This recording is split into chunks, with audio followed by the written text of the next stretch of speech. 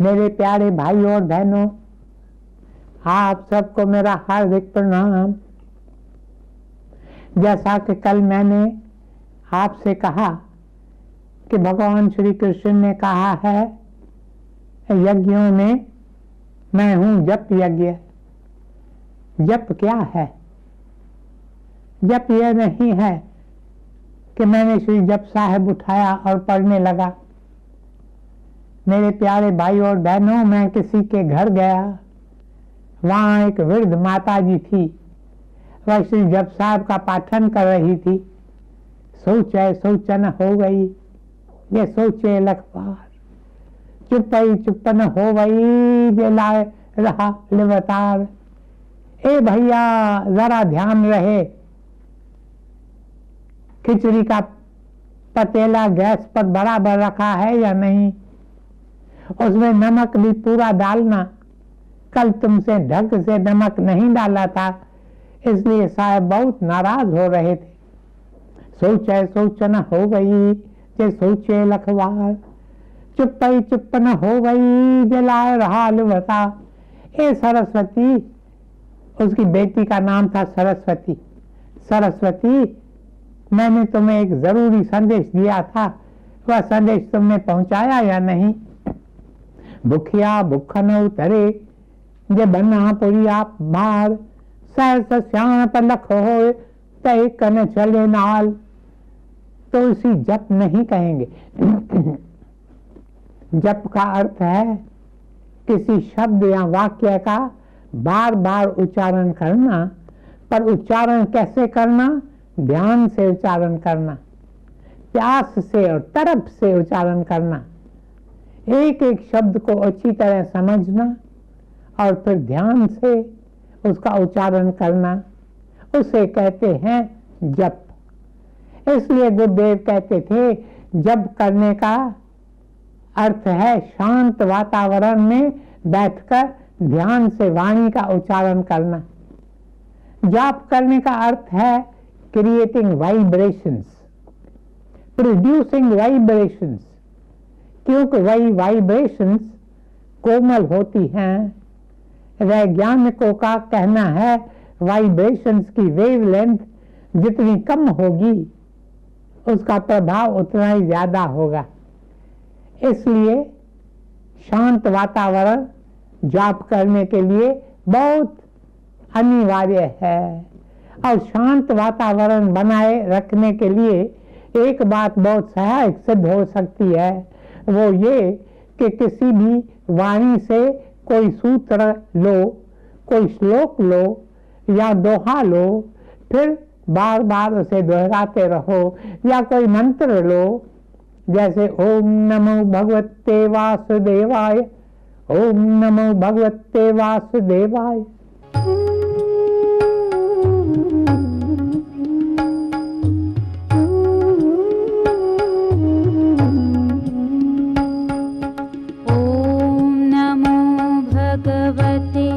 वासुदेवाय,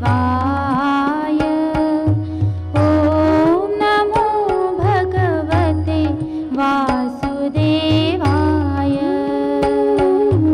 ओम नमो भगवते वासुदेवाय, ओम नमो भगवते वासुदेवाय।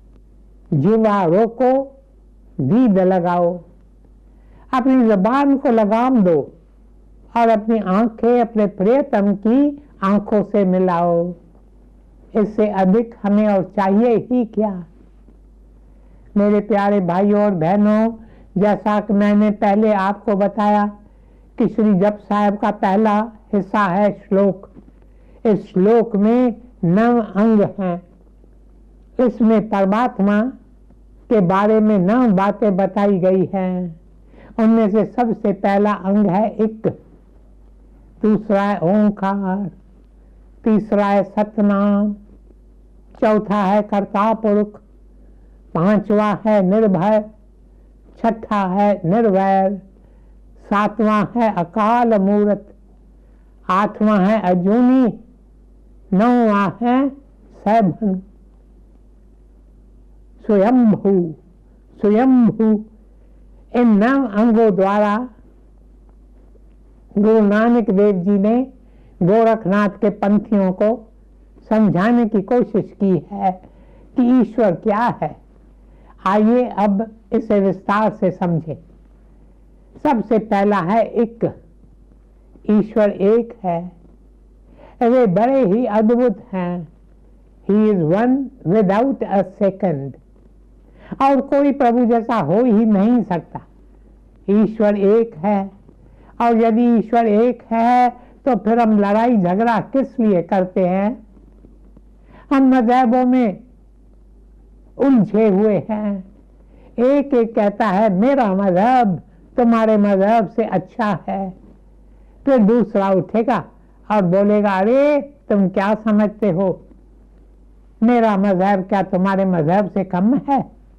बस इस तरह झगड़ा शुरू हो जाता है। सब मजहब तो रास्ते हैं जो हमें एक ही प्रभु के पास ले जाते हैं।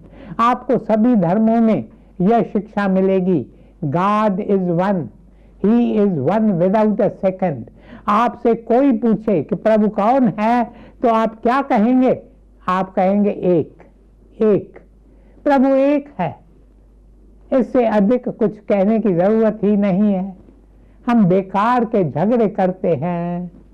ईश्वर अल्लाह वाहगुरु चाहे कहो श्री राम, सबका मालिक एक है, अलग अलग है नाम।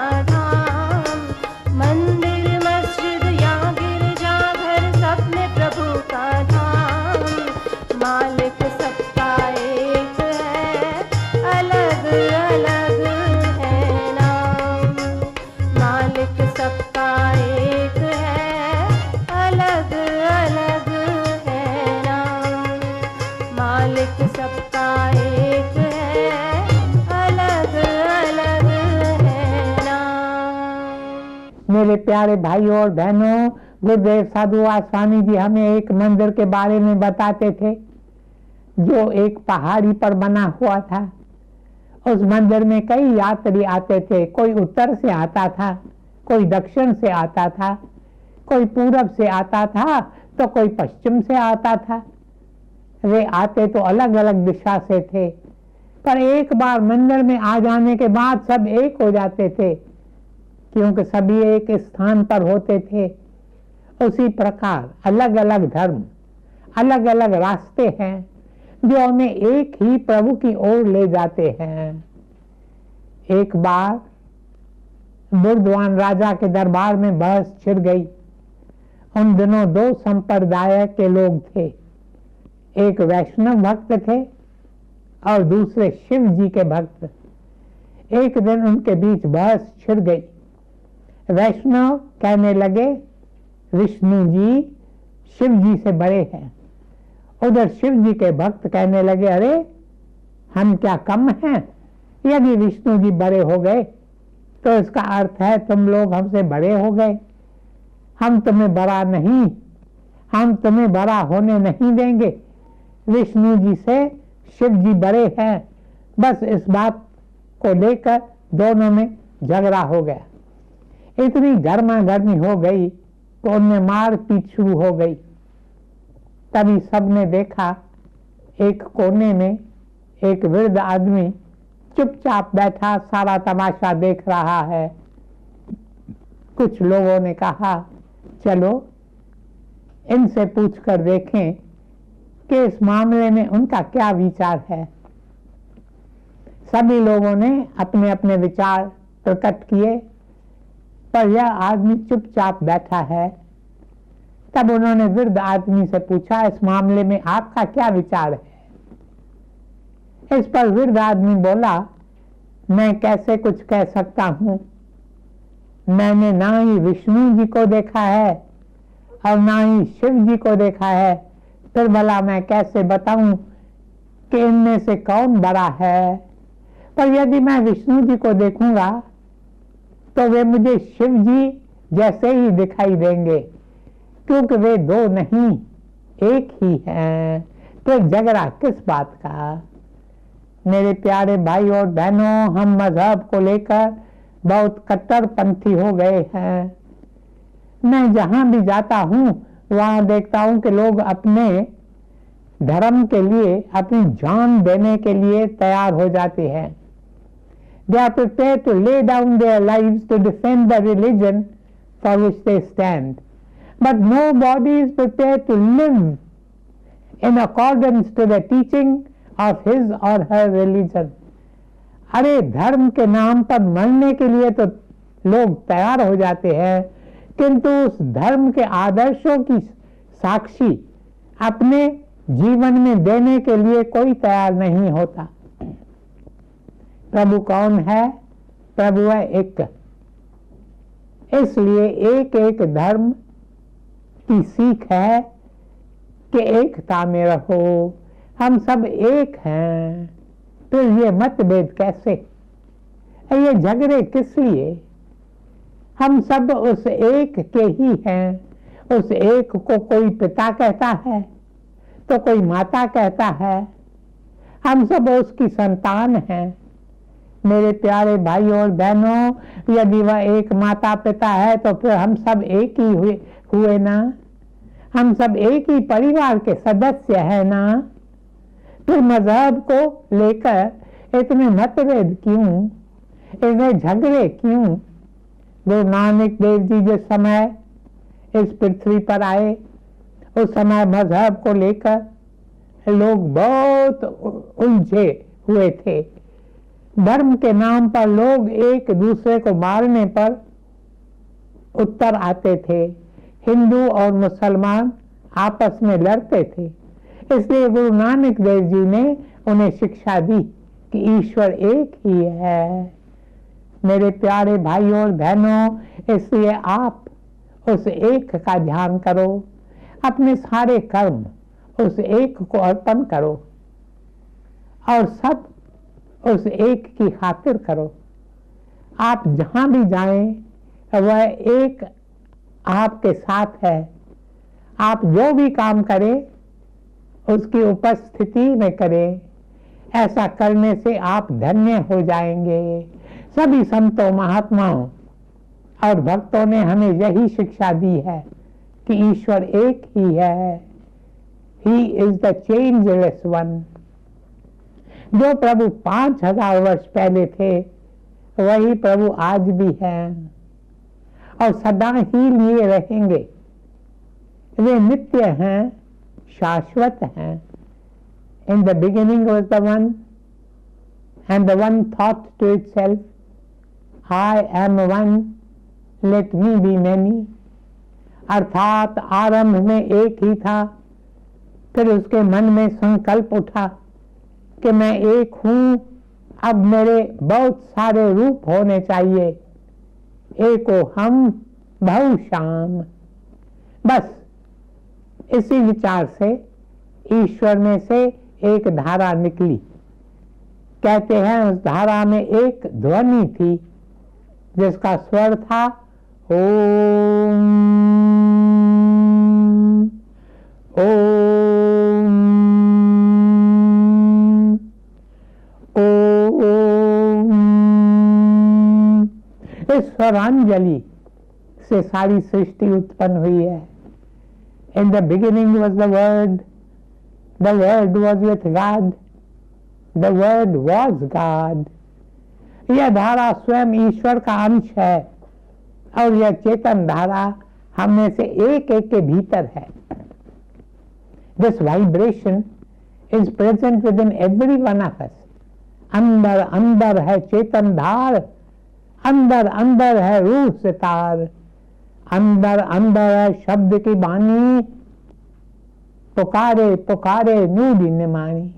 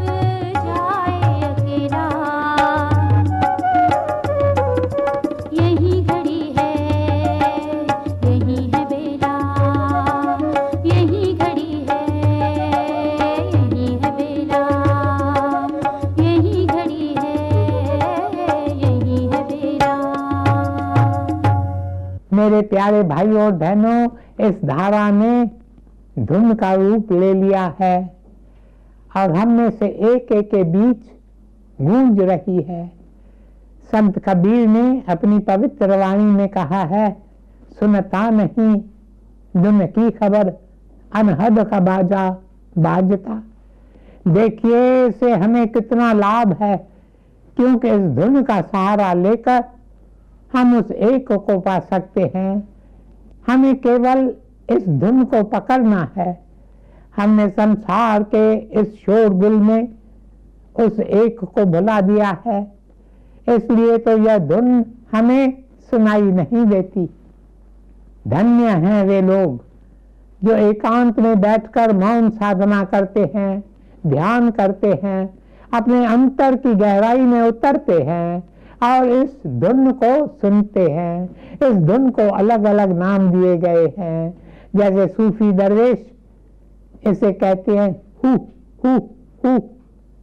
भारत के ऋषियों ने इसे ओम कहा है। ओम ओम जब हम ध्यान करते हैं तो पहले हमें ज्योति के दर्शन होते हैं, उसके बाद हमें धुन सुनाई देती है। हमें इस धुन का सहारा लेकर वहां पहुंचना है जहां से यह धुन आ रही है। मेरे प्यारे भाई और बहनों, ईश्वर की हम पर कितनी कृपा है।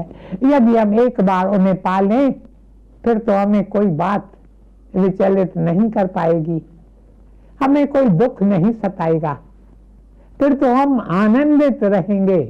सत्य चित आनंद जो हमारा वास्तविक रूप है, हम सदा आनंद में रहेंगे। आज बस यहीं तक। इस बीज मंत्र के बाकी 8 अंगों की कल चर्चा करेंगे। ओम शांति शांति शांति।